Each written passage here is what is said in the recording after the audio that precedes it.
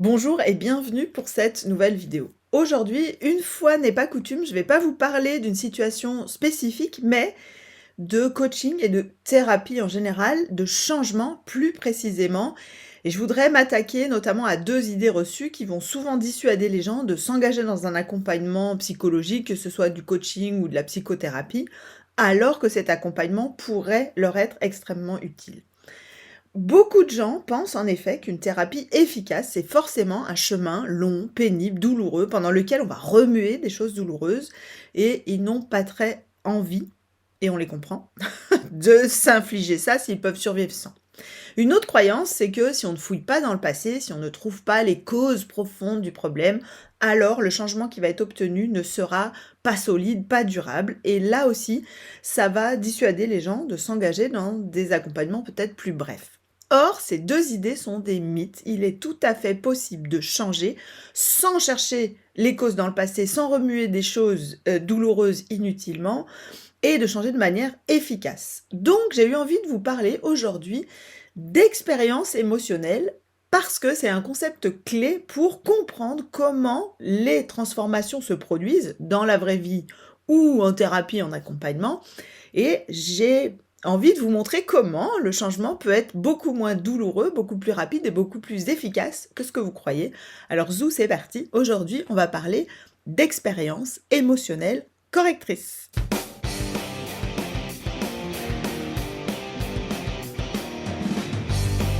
Alors avant d'aller plus loin, je vais quand même me présenter pour celles et ceux qui ne me connaissent pas. Je suis Sandrine Donzel, psychopraticienne, conférencière et autrice du blog Est-ce comme c'est, sur lequel je partage des ressources qui vous permettent souvent de voir les problèmes par l'autre bout de la lorgnette, ce qui, vous le verrez plus loin dans cet article, a un rapport direct avec les expériences émotionnelles correctrices. Dans mon travail, j'accompagne des individus, des adultes, des ados, des enfants, des familles, des couples, des équipes professionnelles parfois, autour de situations qui sont douloureuse pour eux et je pratique avec le modèle de Palo Alto qui est une approche systémique interactionnelle et stratégique et dans ce modèle, le concept d'expérience émotionnelle correctrice est au cœur des accompagnements comme vous allez le voir.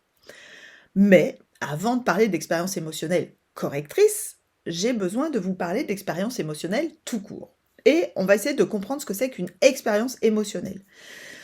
Euh, En fait, tous nos apprentissages, nos croyances, nos comportements sont ancrés, mémorisés par des expériences émotionnelles. C'est la base de l'apprentissage. Pour apprendre, c'est-à-dire ancrer un apprentissage, cet apprentissage doit être accompagné d'une expérience émotionnelle agréable ou désagréable.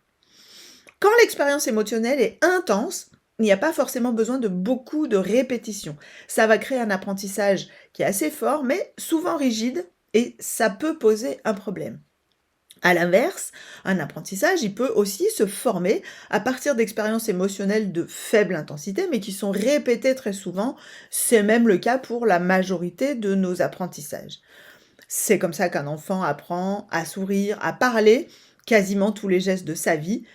Quand un enfant se met à gazouiller et que les parents en face réagissent, il reçoit une réponse et cette réponse, elle va provoquer une expérience émotionnelle généralement agréable qui va l'encourager à continuer, à tenter d'interagir, d'affiner ses réponses, de comprendre ce que dit son interlocuteur. Et donc, jour après jour, il apprend le sens des sons qu'il entend, puis après, il apprend à les reproduire. Si le sujet des enfants vous intéresse, Alison Gopnik a produit de très bons livres sur le sujet, de très bonnes recherches sur le sujet. Je vous mets les liens en description de la vidéo. Bon, à ce jour, je ne peux pas dire que certains comportements sont innés. La science va plutôt dans le sens de dire que quand même nos comportements, nos façons de voir sont essentiellement apprises. Donc, pour résumer, je dirais tout ce qu'on fait, tout ce qu'on pense, c'est le résultat d'expériences émotionnelles. Notre vision du monde, c'est-à-dire la façon dont on conçoit le monde, ce qui est moral, ce qui l'est pas, ce qui est adapté, nos règles de conduite, c'est issu d'expériences émotionnelles. Et nos réactions, nos réponses aux différentes situations qu'on vit, c'est aussi issu d'expériences émotionnelles. Donc, les expériences émotionnelles construisent la manière dont on va répondre aux situations futures. Mais ces apprentissages peuvent aussi nous piéger. Quand on rencontre une difficulté dans la vie, on va analyser la situation, on va y répondre sur la base de nos apprentissages passés. Et dans l'immense majorité des cas, cette réponse elle est adaptée et elle nous permet de surmonter la difficulté à laquelle on fait face. Mais il arrive que ça ne donne pas un résultat positif. La réponse qu'on produit ne résout pas la difficulté rencontrée, parfois même elle l'aggrave et on va être tenté de réitérer la même chose pour se dire comment ça se fait que ça marche pas. Parfois, on a aussi l'impression de changer d'approche, mais là, c'est là où le modèle que je pratique peut aider, le modèle de Palo Alto donc, c'est qu'on se rend compte que quand un problème persiste encore et encore, et qu'on a l'impression d'avoir essayé des choses différentes, en réalité, on peut se rendre compte qu'on a fait plus ou moins toujours la même chose, mais de manière différente. Je vais vous donner un exemple avec un cas assez emblématique des accompagnements que je peux faire. Des parents qui sont confrontés à un enfant qui fait des crises à répétition, par exemple. Souvent, ils ont essayé plein de choses qui leur semblent différentes. Ils l'ont aidé à reformuler ses émotions, ils l'ont fourni des outils pour exprimer ses émotions, ils l'ont emmené faire des ateliers sur les émotions. Ça se peut aussi qu'il l'ait à un certain moment grondé, recadré, puni. Ils ont l'impression d'avoir fait des choses radicalement différentes, mais en réalité, ils ont fait à un autre niveau toujours plus de la même chose.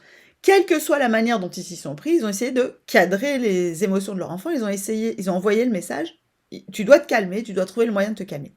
Alors en soi, c'est une bonne idée de faire ça, d'aider un enfant à se calmer, à réguler ses émotions. Si ça fonctionne, que ça aide l'enfant à s'apaiser, rien à dire. Mais dans de nombreuses situations, cette intention, ce message ne fonctionne pas, il faut faire quelque chose de radicalement différent et c'est là que nos apprentissages peuvent poser problème. Notre vision du monde, nos apprentissages passés peuvent être bloquants. On a du mal à concevoir qu'il est possible de faire autre chose que ce qu'on fait déjà. Je vous mets en lien aussi dans la description un article sur le fonctionnement des enfants qui est éclairant sur le point de vue des émotions et qui peut justement amener un point de vue différent. Bon, on peut illustrer cette notion de nos apprentissages nous bloquent à l'infini avec des tas de situations dans les relations avec soi-même ou avec les autres. Vous en trouverez pléthore, plusieurs dizaines, plusieurs centaines peut-être même dans les articles de ce blog. Mais donc on est face à ce qui est devenu un problème. On tâtonne, on essaye différentes approches sans se rendre compte qu'en fait, on est comme bloqué par nos apprentissages. C'est comme si on était dans un tunnel, comme si on avait des œillères qui réduisent notre champ de vision et on ne voit pas d'autres possibilités.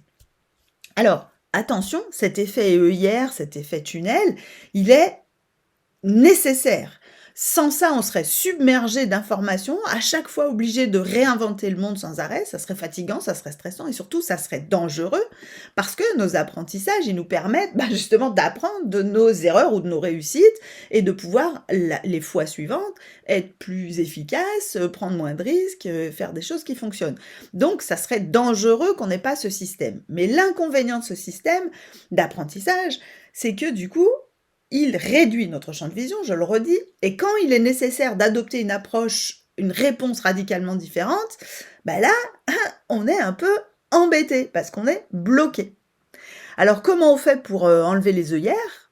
Comment on fait pour creuser des portes dans le tunnel? Eh bien, c'est là qu'on va aborder le concept d'expérience émotionnelle correctrice. On ne peut pas supprimer ou effacer un apprentissage. Par contre, on peut faire un autre apprentissage qui va modifier, qui va assouplir le précédent. Et qui dit apprentissage, dit expérience émotionnelle. Bravo, vous avez suivi. Donc, c'est quoi une expérience émotionnelle correctrice? Le concept d'expérience émotionnelle correctrice, il a été formulé pour la première fois dans les années 1940, par Franz Alexander. Et Franz Alexander, il a émis l'idée que le changement ne se produit pas simplement par la prise de conscience de son mode de fonctionnement ou par la compréhension des causes de son comportement, mais par l'expérience directe de réponses émotionnelles différentes. L'expérience émotionnelle correctrice, c'est une expérience émotionnellement significative qui va venir contredire la vision du monde intérieur de la personne.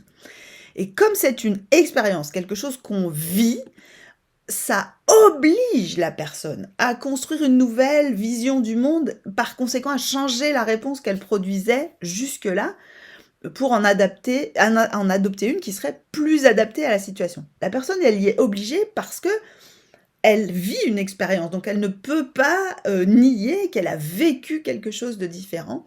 Et c'est cette expérience qui est alors thérapeutique qui, pouf, qui ouvre le champ des possibles. Dans la vraie vie, en dehors d'un cabinet de coach, de thérapeute ou autre, ces expériences, elles se produisent souvent tout à fait spontanément. Il arrive fréquemment que les gens changent par hasard. Hem, le contexte fait qu'on ne peut pas faire comme d'habitude, donc on fait quelque chose de complètement différent sans même y penser. On oublie quelque chose, de faire quelque chose qu'on fait habituellement et ah! Il se produit quelque chose de différent. Et ben là, on est obligé de constater qu'il s'est passé quelque chose de différent et si on est suffisamment réceptif, bah, ça va nous permettre de nous dire: «Ah! Ben oui, ah, ça m'apporte un éclairage, il se passe quelque chose de différent». C'est pas le plus fréquent, mais ça arrive. Heu, Souvent aussi, en fait, on a recherché cette expérience émotionnelle correctrice. On s'est documenté sur le sujet, on a cherché des témoignages, on a lu des articles, on a écouté des émissions, on a lu des livres et cetera et cetera. Et à un moment donné, il y a un élément, quelque chose qui nous a apporté un point de vue différent, qui a changé notre façon de voir. Remarquez bien ici qu'il n'est pas nécessaire de lire des articles pendant des heures pour tomber sur la phrase, le truc qui va nous faire, faire tomber nos œillères, nous faire changer de point de vue. Souvent, il suffit d'une petite phrase, d'une toute petite chose qui va, ouvrir la porte dans le mur qu'on croyait tout à fait hermétique et une fois que le changement est en cours, ben, on peut plus faire comme si on n'avait pas conscience qu'il y avait une autre façon de voir les choses et beaucoup de choses vont alors changer. Donc vraiment le concept d'expérience émotionnelle correctrice, il permet de comprendre comment on peut se passer d'un travail long, fastidieux et souvent peu efficace, je dois bien le dire, de recherche des causes, d'analyse du passé. Comme pour tous les apprentissages, l'expérience émotionnelle, correctrice, elle permet un changement d'autant plus durable, et efficace qu'elle est intense. Et alors là, vous vous dites sans doute: «Bah oui, mais du coup, alors il faut vraiment des choses extraordinaires pour que le changement soit vraiment durable, soit vraiment ancré». Mais ça n'est pas forcément le cas. Quand une personne souffre fortement, faire l'expérience que certaines choses, certains contextes, certaines façons de voir apaisent sa souffrance, alors que ça lui semblait impossible, inaccessible, c'est une expérience émotionnelle qui est plutôt intense et qui va rapidement mener à un nouvel apprentissage et qui va rapidement avoir un effet boule de neige. Il y a des portes qui s'ouvrent et qui ouvrent d'autres portes, c'est ce que m'avait dit une fois une personne en accompagnement. Donc vous comprendrez que si on utilise ce concept d'expérience émotionnelle correctrice, le travail d'un intervenant, coach, thérapeute, psy, tout ce que vous voulez, il consiste à provoquer les expériences émotionnelles correctrices. Parce que l'expérience émotionnelle correctrice, c'est un moyen thérapeutique pour faciliter le changement qui est souhaité par la personne. Et pour ça, bah, la première partie du travail, c'est d'identifier quelles sont les expériences émotionnelles qui sont nécessaires, puis de comprendre comment on peut les provoquer d'une manière qui soit sécurisante pour la personne. C'est un travail d'analyse stratégique dont l'idée est simple, mais la mise en œuvre parfois subtile. Donc le travail de l'entretien en séance, en gros, c'est de comprendre de quoi sont faits les murs du tunnel des apprentissages passés. On cherche comment la personne réagit quand le problème se présente, qu'est-ce qu'elle fait, qu'est-ce qu'elle dit, comment elle agit par rapport à elle-même, par rapport aux autres. Ça permet de comprendre vraiment ce qui entretient le problème, c'est-à-dire les réactions apprises qui ne lui permettent pas de s'adapter. Ses réactions aux émotions, aux comportements, et cetera et cetera. Et ce travail d'entretien, il permet aussi d'identifier les éléments de la vision du monde de la personne qui la bloquent. Les règles de fonctionnement psychologique inflexibles, les façons d'interpréter telle ou telle situation. Et c'est là où, en tant qu'intervenant, on commence à identifier les endroits où il va falloir ébrécher, commencer à créer des petites expériences émotionnelles, pour assouplir déjà la vision du monde qui va rendre possible le fait que la personne va se comporter d'une manière différente. Et ces expériences émotionnelles, c'est pas des choses, incroyables. C'est parfois simplement une question, une image, une métaphore, un changement de cadrage, apporter une manière de voir différente. Parfois simplement un: «Ah bon?» Face à quelque chose que la personne présente comme étant évident, bah, tiens, comment ça se fait que mon interlocuteur s'étonne alors que ça va de soi? Une question très basique comme: «Mais quand vous faites ça, quel résultat est-ce que vous obtenez?» ou bien: «Est-ce que vous obtenez le résultat souhaité?» C'est souvent très, émotionnellement, apprenant parce que soudain, on se rend compte que, ben, non, en fait, on n'obtient pas du tout le résultat souhaité et que parfois on n'en avait pas conscience. Donc c'est des petites choses qui peuvent être très aidantes pour aider la personne à réaliser qu'elle va devoir changer sa manière de faire si elle ne l'avait pas déjà réalisé. Je me souviens de phrases dites par des gens que j'ai accompagnés qui sont très représentatives de l'effet de ces petites phrases. «Ah tiens, une personne m'a dit: "Vous m'avez posé une question qui a ouvert des portes, qui ont ouvert des portes"». Ah, vous m'avez dit un truc, je sais même plus ce que c'est, mais d'un seul coup, c'était évident que je pouvais faire autrement». Les changements de cadrage direct, c'est aussi une autre forme d'expérience émotionnelle. En fait, c'est une façon d'apporter une vision différente, sur la situation. Par exemple, très basiquement, voir un conflit comme une opportunité plutôt que comme un problème. Voir un enfant agressif comme étant triste plutôt que comme étant en colère. Voir un comportement en apparence néfaste, destructeur, comme étant en réalité une manière de surmonter une difficulté, donc comme étant quelque part ayant une intention positive à notre propre égard. C'est le cas par exemple pour la procrastination, les scarifications, certains comportements alimentaires, comme les crises de boulimie ou les choses comme ça. Et ce changement de cadrage, il permet aux gens, à un moment donné, de se dire: «Ah mais oui, je n'avais pas vu ça comme ça» et ça change tout. Donc là, on va déjà voir apparaître des changements, qui sont provoqués par ces mini expériences émotionnelles correctrices. Par exemple, au lieu d'avoir peur que le problème se produise, bah, les gens presque, ils ont hâte qu'il apparaisse à nouveau pour se dire: «Bah, maintenant je peux tester quelque chose de nouveau».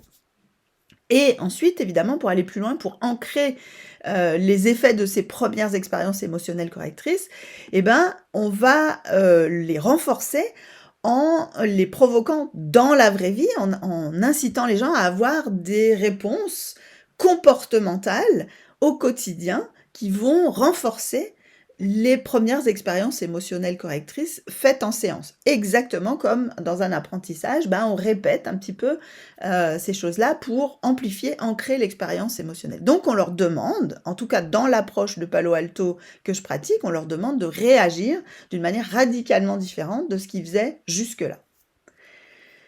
Alors, petit aparté, c'est pas forcément ça peut vous paraître surprenant, mais c'est pas forcément nécessaire que les gens soient convaincus, certains que ce qu'on leur propose, c'est une bonne chose, que c'est la chose à faire. Il suffit qu'ils le fassent, presque à l'insu de leur plein gré. Je me souviens de parents, par exemple, enfin c'est assez courant, mais j'ai une situation en tête. Ils avaient consulté pléthore d'intervenants, pédiatres, pédopsies, psychologues, accompagnants parentaux, etc., etc. Et moi, à la fin du premier entretien, je leur propose quelque chose de radicalement différent par rapport à ce qu'ils faisaient jusque-là et ce qui leur avait été proposé jusque-là. Et alors quand ils sont revenus au rendez-vous suivant, ils m'ont avoué quelque part qu'ils avaient trouvé ce que je proposais, extrêmement bizarre, qu'ils n'étaient pas franchement convaincus, mais que, perdu pour perdu, heu, on va quand même tenter. Alors, soit dit en passant, ça montre que sans doute je n'avais pas très bien fait mon travail, d'entretenir la relation et je n'avais peut-être pas très, très bien compris comment eux, ils voyaient les choses. Mais bon, ça a fonctionné, donc voilà. Et en fait, ils reviennent, au rendez-vous suivant en disant ça, en disant: «Bah, perdu pour perdu, on n'est pas très convaincus, c'est très bizarre, mais bon, perdu pour perdu, on le fait». Et en fait, ça a été totalement transformateur pour eux, pour leur enfant. Ça a résolu le problème définitivement. Bon, et là, ça va pas toujours aussi vite, mais c'est pour montrer aussi que les expériences émotionnelles correctrices, on peut les faire, comme dirait l'autre, à l'insu de notre plein gré. Et parfois, ça marche encore mieux quand c'est comme ça, parce qu'on est soi-même surpris par l'ampleur du changement qu'on obtient. Donc, c'est le cas notamment de certaines expériences, émotionnelles correctrices, qui consistent à faire des choses, paradoxales. Donc les choses paradoxales, ça vaudrait le coup que je fasse une vidéo complète sur le sujet, mais les choses paradoxales sont des choses dont il est souvent très difficile de comprendre la logique, notamment quand on est extérieur au problème, mais parfois même quand on est concerné par le problème, mais peu importe. Mais en fait, ces approches paradoxales ont un effet extrêmement puissant au niveau émotionnel, justement parce que si on y réfléchit en toute logique, on ne voit pas comment ça peut marcher, mais ça marche quand même, donc l'effet est extrêmement puissant J'ai l'exemple, par exemple, d'une personne, qui faisait un peu des crises alimentaires, à qui je propose une tâche paradoxale qui consiste à prévoir ce qu'elle va manger, mais à se forcer à manger 3 fois plus que ce qu'elle avait prévu pour être, enfin, je vous explique pas la logique parce que sinon ça va vous paraître bizarre. Et en fait, ce que vit cette personne, et c'est assez fréquent dans ce type de situation, alors il faut qu'elle soit honnête, il faut qu'elle ait le courage d'aller au bout de ça, mais ce que vit cette personne quand elle fait ça, c'est d'un seul coup une espèce de dégoût profondément, une aversion profonde pour, ce qu'elle est en train de faire, c'est-à-dire, manger trop, dans un contexte bien particulier. Et ce qui se produit, c'est que du coup, ça désescalade complètement son besoin d'avoir ces prises alimentaires, irrationnelles et émotionnelles. Et ça la conduit progressivement, mais sans que j'ai besoin moi de réintervenir, à se rendre compte que, bah, elle ne faisait plus la cuisine et que du coup, il faut qu'elle se remette un petit peu à cuisiner, à prendre en charge ses émotions d'une manière différente, parce qu'il y avait un contexte d'anxiété qui aggravait les choses. Donc voilà, les expériences émotionnelles, ça peut avoir cet effet-là. C'est-à-dire qu'à la base, ça a l'air d'une petite chose, mais finalement, ça a des tas d'effets boule de neige qui sont très intéressants. Bon, évidemment, pour ces expériences-là qui sont un peu particulières, c'est important, et d'une manière générale, c'est important que le contexte de l'accompagnement soit sécurisant. La personne, elle doit avoir une confiance très forte dans son accompagnement pour accepter des choses qu'elle ne comprend pas forcément, qu'elle n'a pas envie de faire, c'est même la dernière chose qu'elle a envie de faire, ce qu'on lui propose généralement. Et donc le travail du coach, du thérapeute, c'est vraiment aussi de créer ce contexte sécurisant pour permettre à la personne de vivre pleinement les effets des expériences émotionnelles correctrices. Alors ici, j'insiste sur un point, les expériences émotionnelles correctrices, c'est très personnel, c'est très personnalisé. C'est pour ça que c'est assez difficile d'en tirer des conseils génériques, contrairement à d'autres approches qui seraient plus centrées sur des explications ou la recherche de causes. Donc ça explique aussi une de mes difficultés toutes personnelles, à proposer un peu des programmes génériques, des choses, des formations, des choses qui pourraient répondre aux besoins de tout le monde, parce que je suis intimement persuadée que ça ne peut pas fonctionner en fait. Alors, en contrepartie, ça veut dire que j'adopte un point de vue qui est profondément non normatif. À aucun moment, je ne pars du principe que la personne fait mal, mais je constate seulement que ce qu'elle fait ne donne pas les résultats escomptés, et j'essaye de l'aider à trouver une manière plus efficace de parvenir à ces résultats. Ou je peux l'aider aussi à renoncer à ces résultats si on se rend compte que ces résultats attendus sont impossibles. Et c'est aussi ce qui transparaît dans mes articles et qui fait que beaucoup d'entre vous trouvent mes contenus non jugeants et donc intéressants pour eux. Dans mes articles, dans mes vidéos aussi, j'apporte généralement un angle différent de celui qui est le plus communément admis, ce que j'appelle souvent l'autre bout de la lorgnette. Et je donne aussi des attitudes comportementales différentes de ce que font d'habitude les gens. Et en fait, ce sont des manières aussi d'amener des petites expériences émotionnelles correctrices.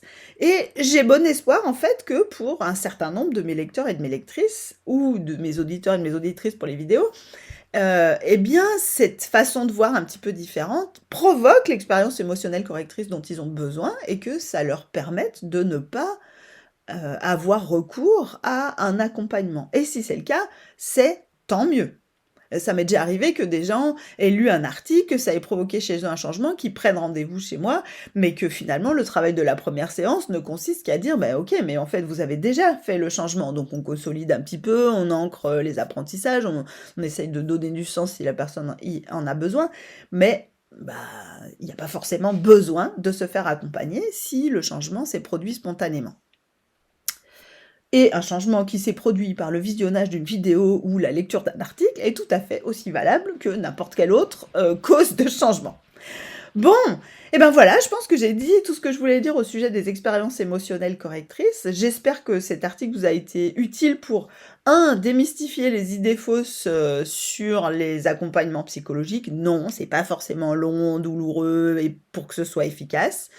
Mais aussi, j'espère que ça vous a aidé à comprendre le rôle des expériences émotionnelles dans les apprentissages et dans le changement, et que ça peut vous aider aussi à changer, à provoquer des changements dans votre propre vie. Si cette vidéo vous a été utile, eh ben, vous pouvez me le faire savoir en faisant un don. Le lien est, dans la description de la vidéo. Si vous n'avez pas les moyens, vous pouvez tout simplement liker, partager, commenter. Ça sera tout aussi chouette pour moi et sur ce, je vous dis à bientôt pour une prochaine vidéo.